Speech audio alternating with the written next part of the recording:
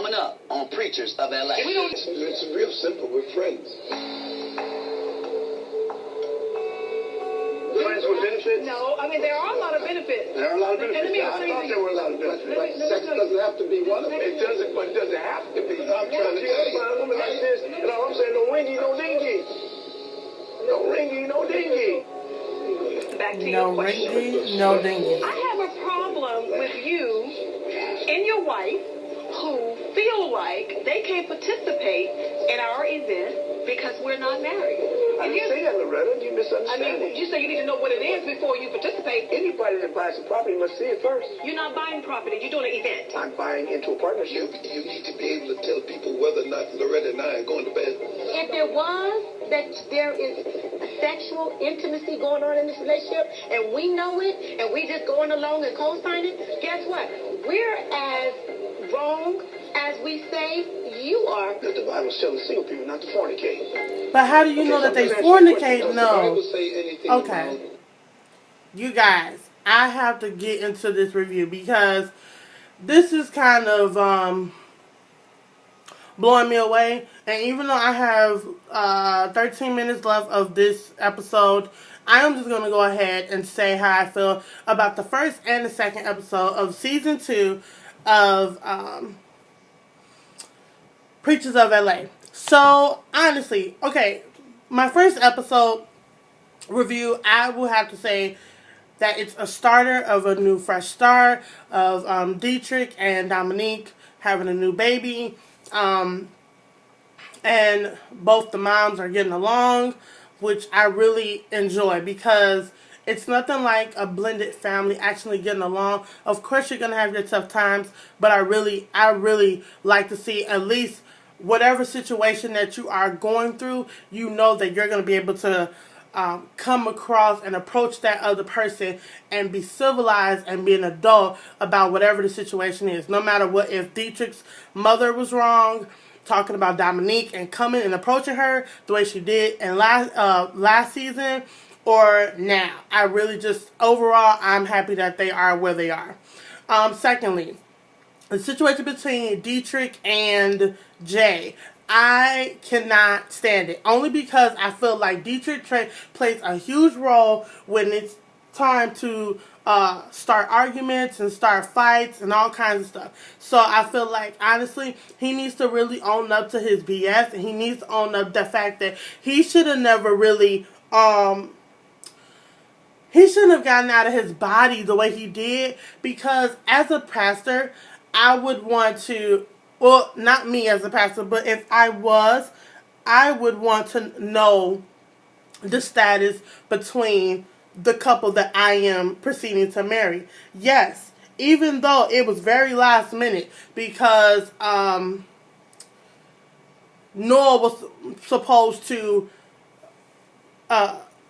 marry them, and because he wasn't able to, and Jay did it at the very last minute, Dietrich asked him, I would have thought, as a friend and as a colleague and as a member of the inner circle, that you would go ahead and say those things. But it is what it is. The third thing I have an issue with, I would have a strong issue with Bishop and his wife and their concerns about Loretta and Noah. This is the second season, you guys, and this goes into the second episode, of course. Why? My question to you is, Bishop, why are you so concerned with Noah and Loretta's relationship? Why? I'm going to tell you why that you are so obsessed. Yes, I am saying obsessed, because you would not be putting all your energy into that situation. If you mind your own business, and if you stay to yourself, and you handle what's in your church, and if you handle what's in your family situations, and what's going on with your family, then guess what? You will be way better off. Because when it comes down to this crusade, and what they're talking about, what you heard earlier in my video, when it comes to stuff like that, I still don't think it. I still don't think the fact that they're simply friends, between Loretta and Noah, even the Crusade situation, like, why does it matter? They're friends. I have a best friend, and he's a guy, and I've been friends with him for almost 8 years now. Almost 8 years. I met him in the church. He's been my brother first and my best friend second. And honestly, I could not imagine. I understand where Loretta and Noah are coming from, because that's like saying if you wanted me to, if me and my best friend wanted to do business with you, and we're best friends and we're friends and we've been friends for 17 years, and even though if I may have feelings for my best friend, that should be none of your business. And if Noah is single and he's a pastor, why does that matter to you? Like, why is that supposed to be your business? That's my confusion. And honestly, really, truly, I honestly believe that Bishop just want to start mess. Call it how you see it. If you got comments, go ahead and put them down below. But that's how I feel. I feel like he feels some kind of way about somebody else's situation. Just because they're not married does not mean that they're fornicating. And honestly, he's throwing this F word, this F bomb all the time. And he did that with Dominique and Dietrich last season. Now he's doing that with Noah and Loretta this season. It's like, why can't they just be friends and that's it? Why do you think that they're fornicating? Why? Is it because you're not having sex with your wife? What is it? You know, what is the big F word with you? Like, why do you make it seem as if, oh, you can't just be strictly friends with the opposite sex and that could be it? Like, there are tons of friends. I mean, honestly, in today's day, yeah, there are some people who sit up here and try to be all lovey-dovey with their best friend. And maybe that's how they relate to each other. I don't know. But honestly, it's like, he's just doing too much for me. Especially for this second episode. He is really doing too much. And honestly, I just can't deal with it anymore. But as far as the Jay situation and him trying to save this young man, Justin, okay, I'm going to play devil's advocate and then I'm going to play the angel. So bear with me. My devil's advocate side feels as though I feel like they, I know I'm going to get punished for this, but to some degree, I feel like they put him in makeup and made him be the typical homeless guy. But that's just, the first time I watched the episode, or that, at least those scenes, that was my first reaction to it. But I know that there are people who are really going through that and who are really by themselves and don't have anybody to rely on and are going through stuff like that and actually look like that and actually are messed up really deeply, which I do not ever put that on anybody. Not even my worst enemy. I wouldn't. But then the other side of me saying that maybe this is really real and maybe this is what really Jay goes through when he sees people on the street and he just can't help it but to help.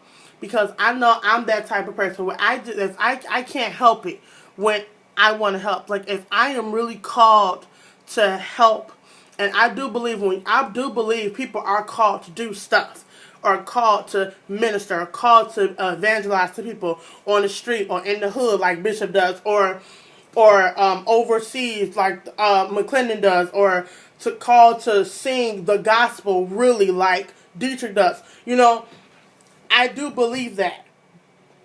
But then there are some people who I think they say that they're called to do something and they're really not, or they make fun of the people who are really being called to do something. But of course, I know that there are probably going to be some people who watch this and say, well, that's not your place to judge. I'm going to stop you right there. I'm not judging. I am saying my opinion. Because this is my show. This is my show. So I feel like there are some people, because some people out there do that and expect attention, or want attention, or get attention by doing those kinds of things. I am not God. I am not saying that. But I know when I am called to do something, when I am called to minister or to be an evangelist to somebody, because that is what I do. When I am called to do certain things, whether it's helping an older lady or older man across the street, or raising up one of the seats on the bus because a pregnant a woman with a stroller is coming on the bus, or a man with a wheelchair is coming on, or vice versa. That is what I am. That's what you do. And not only that, but it's common sense. But at the same time, and it's being courtesy. And sometimes being courteous, and sometimes being the one to step out and actually do a good deed. It takes a lot of bravery for somebody to do that. So, in my case, in my defense, that is how I sort of kind of felt with Jay and Justin. Now, this meetup that I'm watching right now between Bishop and his wife, Loretta, I can never remember his name though. Loretta and Noel, they're meeting up for dinner. And they're talking about this crusade event. And basically Bishop's concern is whether or not he will be on board with this event because of Loretta and Noel's relationship or status, if there is one. And honestly, even though we all know Loretta got feelings for her friend, if he's not ready to move on to her, that's their business. Yes, granted, they're on TV. They're on national television talking about this. But if this wasn't on TV, and let's just say if it wasn't, and them two, they wanted to say, hey, we're friends, that's it, that's all, that the end, sign it, dot it, and burn it. That's that. That's them. But as a regular person, and also somebody who is a Christian, I'm not going to judge somebody else's situation. If this is strictly business, then guess what? It's business. You shouldn't mix your personal emotions with business. Because if you do, then guess what? Guess what, Bishop? And you're hearing this from me. Don't do it. It's simple. It's simple.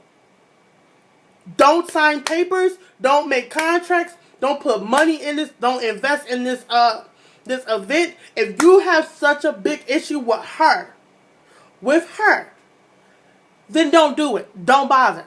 Because what you're going to do is you're going to mess up your reputation by sticking your nose and your mustache in somebody else's business. That's what you're going to do. And not only that, but you're bringing your wife into it. Now, granted, your wife already got certain feelings about Loretta. Because she tried to throw shade last season. And she tried to throw shade this season.